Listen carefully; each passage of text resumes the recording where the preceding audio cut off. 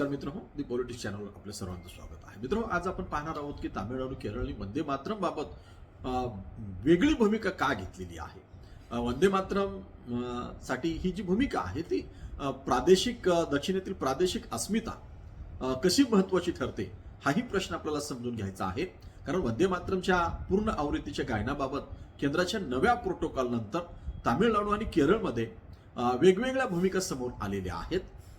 तामिळनाडूने राष्ट्रगीतालाच शासकीय कार्यक्रमाच्या सुरुवातीला स्थान देण्याचा ठराव केला, तर केरळमध्ये केवळ वंदे मातरमची 2 कडवी गायली जाणार असल्याचे स्पष्ट करण्यात आलेलं आहे. या भूमिकांमागे प्रादेशिक अस्मिता, धर्मनिरपेक्षता आणि केंद्र राज्य दक्षिण राज्य संबंधात कोणता संदर्भ आहे, केंद्र राज्य संबंधाच्या अनुषंगाने हे आपण आजच्या व्हिडिओमध्ये जाणून घेणार आहोत.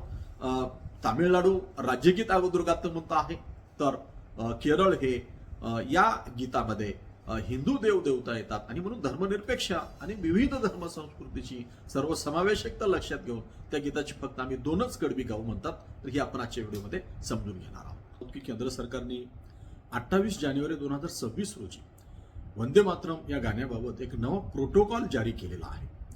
त्यानुसार राष्ट्रीय गीताची अधिकृत 6 कडव्यांची पूर्ण आवृत्ती गायली किंवा वाजली जाईल. या आवृत्तीचा कालावधी सुमारे 3 मिनिटे 10 सेकंद आहे. एखाद्या शासकीय कार्यक्रमात वंदे मातरम आणि राष्ट्रगीत दोन्ही असतील तर आधी वंदे मातरम आणि त्यानंतर जनगणमन सादर केले जावे.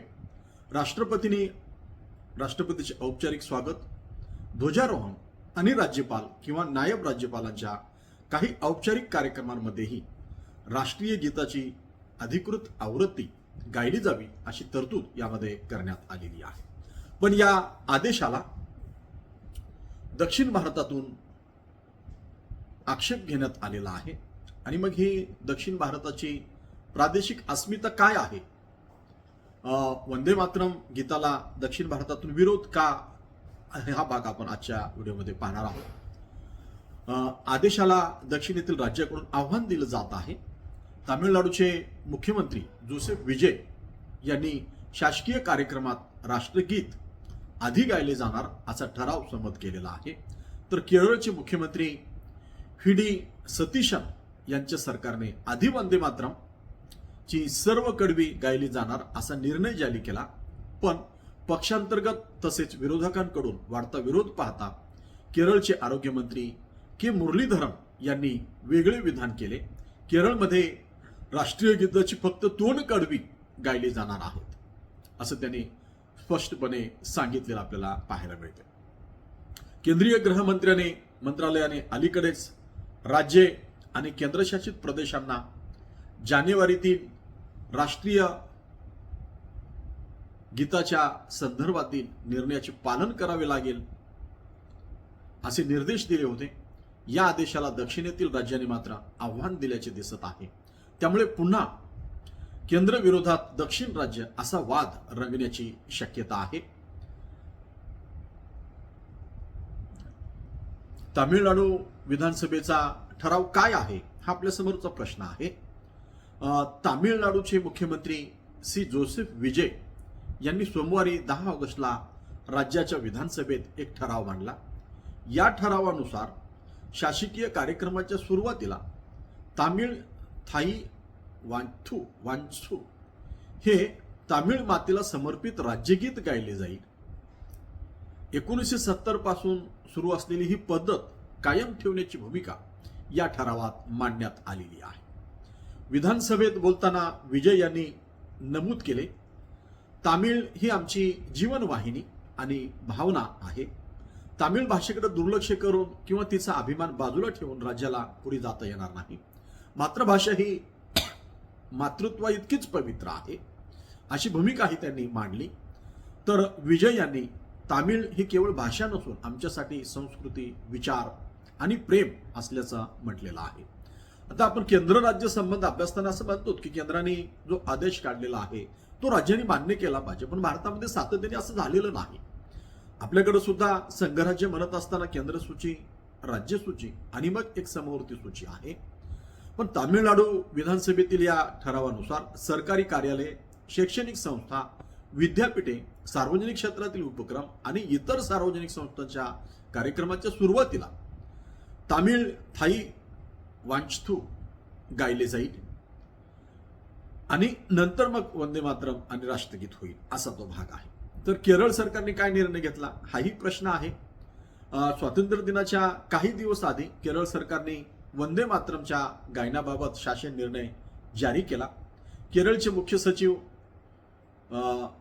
विश्वनाथ सिन्हा यांनी 6 ऑगस्ट रोजी जारी केलेल्या परिपत्रकात स्वातंत्र्य दिनाशी संबंधित कार्यक्रमामध्ये वंदे मातरम पूर्ण स्वरूपात गायले जावे असे निर्देश दिले.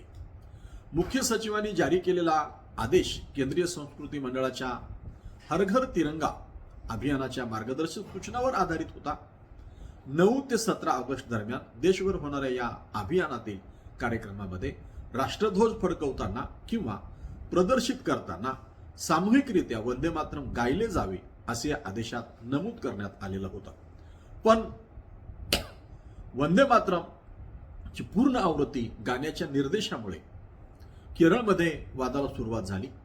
UDF आणि LDF मधील पक्षांनी काँग्रेस सरकारवर आक्षेप घेतला. त्यांनी असा युक्तिवाद केला की राष्ट्रीय गीताच्या पुढील काही कडव्यामध्ये हिंदू देवतांचे संदर्भ येतात, त्यामुळे भारताच्या बहुविध आणि सर्वसमावेशक स्वरूपाशी ती कडवी सुसंगत नसल्याची त्यांची भूमिका आहे. या दरम्यान काँग्रेसच्या नेतृत्वाखाली केरळ सरकारवर राजकीय दबाव वाढल्याने हा बदल झाल्याचं आपल्या लक्षात येते. CPIMने सरकारवर संघ परिवाराच्या राजकीय अजेंड्यासमोर झुकल्याचा आरोप केला होता. विरोधी पक्षनेते पिनराई विजयन यांनीही धर्मनिरपेक्ष राजकारणाचा दावा करणाऱ्या काँग्रेस सरकारने असा निर्णय का घेतला असा प्रश्न उपस्थित केला. म्हणजे दरम्यान वाढत्या विरोधाच्या पार्श्वभूमीवर केरळचे आरोग्यमंत्री के मुरलीधरन यांनी हे स्पष्ट केलेलं आहे की शासकीय कार्यक्रमामध्ये राष्ट्रीय गीत वंदे मातरमची केवळ पहिली 2 कडवी गायली जाती. याआधी शासकीय कार्यक्रमात 2च कडवी गायली जात होती. यापुढेही आम्ही तोच नियम कायम ठेवणार आहोत. मुख्य सचिवांनी वंदे मातरमच्या गायनासंदर्भात केंद्र सरकारच्या निर्देशाची माहिती स्वाभाविकपणे दिली असली तरी केरळ सरकारचा निर्णय बदलणार नाही. तामिळनाडूत काय घडले हाही आपल्या समोरचा प्रश्न आहे आणि तो आपण समजून घेतला पाहिजे. केंद्र राज्य संबंधाचा अभ्यास करत असताना तामिळनाडूतील मनियम सुंदर नार विद्यापीठाच्या नुकत्याच झालेल्या दीक्षांत समारंभात तामिळ थाई वांजू 3ऱ्या क्रमांकावर गायले गेले. कार्यक्रमात आधी वंदे मातरम मग राष्ट्रगीत गायले गेले, त्यानंतर तामिळ थाई वांजू हे गाणं झालं. विशेष म्हणजे या मनोमनियम सुंदर नार यांच्या विद्यापीठाने यांच्या नावाने हे विद्यापीठ आहे, त्यांच्याच लेखणीतून हे गीत आलेलं आहे. या गीताच्या क्रमावर तामिळनाडूतील विविध राजकीय पक्षांनी टीका केली. मात्र मुख्यमंत्री सी जोसेफ विजय या प्रकरणात केवळ अलीकडच्या घटनेवरून भूमिका घेत नाहीत, तर 1970 पासून सुरू असलेल्या जुन्या परंपरेचं ते समर्थन करत आहेत. तामिळ थाई वांचू हे गीत मनोमनियम सुंदर नार यांनी 1891 मध्ये लिहिलेल्या DMK सरकारने लिहिलेल्या मनोमनियम या नाटकाच्या प्रस्तावनेचा भाग आहे. 23 नोव्हेंबर 1970 रोजी तत्कालीन DMK सरकारने शासकीय कार्यक्रमाच्या सुरुवातीला हे गीत गायले जावे असा आदेश जारी केला होता. त्यामुळे सध्याचा वाद केवळ कोणते गीत आधी गायचे यापुरता मर्यादित नाही. केंद्राच्या वंदे मातरमच्या नव्या प्रोटोकॉलच्या पार्श्वभूमीवर तामिळनाडूने आपल्या राज्यगीताचे पारंपरिक स्थान कायम ठेवण्याचा प्रयत्न केलेला आहे, हे आपण समजून घेतलं पाहिजे. तामिळनाडूची भाषिक अस्मिता काय आहे पण तामिळनाडूतील हा वाद केवळ कोणते गीत आधी गायचे एवढ्यापुरतं मर्यादित नाही, हे आपण निश्चित लक्षात घेतलं पाहिजे. म्हणजे रामास्वामी पेरियार पासून स्वातंत्र्य आंदोलनापासून त्याने द्रविड स्थान कसं वेगळं आहे, आम्ही मूळ भारतीय आहोत ही भूमिका घेऊन आर्यांना जो विरोध केलेला आहे, उत्तर भारताला जो विरोध केलेला आहे, हिंदीला विरोध केलेला आहे, आणि म्हणून तामिळनाडूची भाषिक अस्मिता आपल्याला समजून घ्यावी लागते. तामिळनाडूत भाषा ही केवळ संवादाचं माध्यम राहिलेली नाही, ती सांस्कृतिक ओळख आणि राजकीय अस्मितेचं प्रतीक राहिलेली आहे. हिंदी विरोधी आंदोलनापासून राज्याच्या स्वायत्ततेच्या प्रश्नापर्यंत तामिळ भाषेने या राजकारणात महत्वाची भूमिका बजावलेली आहे. त्यामुळे शासकीय कार्यक्रमात कोणते गीत पहिले, दुसरे किंवा तिसरे गायले जाते यालाही भाषिक, सांस्कृतिक आणि राजकीय महत्व प्राप्त होते. तामिळनाडू सरकारच्या या ठरावातून राष्ट्रगीत किंवा राष्ट्रीय गीताचे महत्व कमी करण्याचा प्रयत्न झालेला नाही, तर तामिळनाडू सरकारचा भर या गीताच्या क्रमावर आहे, असे जोसेफ विजय यांनी स्पष्ट केलेले आहे. राज्यातील अधिकृत कार्यक्रमांची सुरुवात तामिळ थाई वांस्तू नेच व्हावी असा राजकीय संदेश मात्र या ठरावातून दिला जात आहे. केरळमध्ये नेमकं काय झालेलं आहे तर आपल्या असं लक्षात येईल, ते जर आपण बारकाईने पाहिलं तर केरळमध्ये भाषेपेक्षा धर्मनिरपेक्षता, सामाजिक समता आणि बहुसांस्कृतिक ओळख या मुद्द्यांना अधिक महत्व दिलेलं आहे. मल्याळम ही राज्याची प्रमुख भाषा आणि सांस्कृतिक ओळख आहे, तर केरळच्या सार्वजनिक जीवनावर विविध धार्मिक आणि सामाजिक समुदायांचा प्रभाव आहे.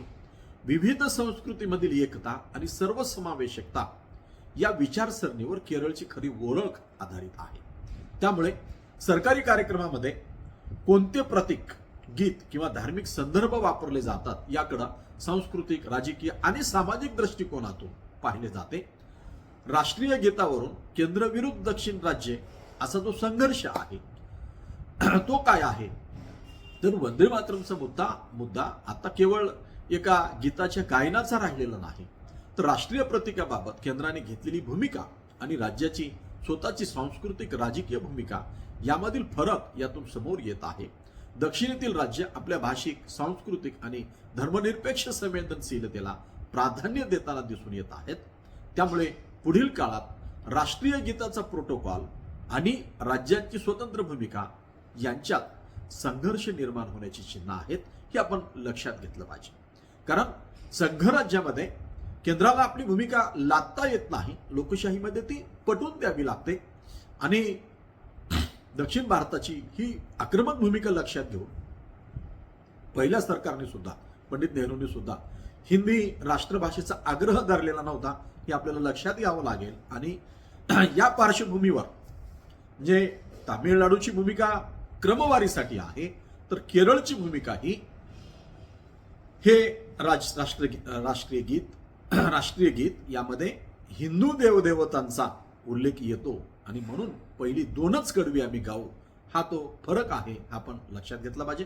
मित्रांनो, आपल्याला काय वाटते आपण कमेंट करून कळवा. या चॅनल नवीन चॅनल सबस्क्राईब करावं. धन्यवाद. जय हिंद, जय महाराष्ट्र.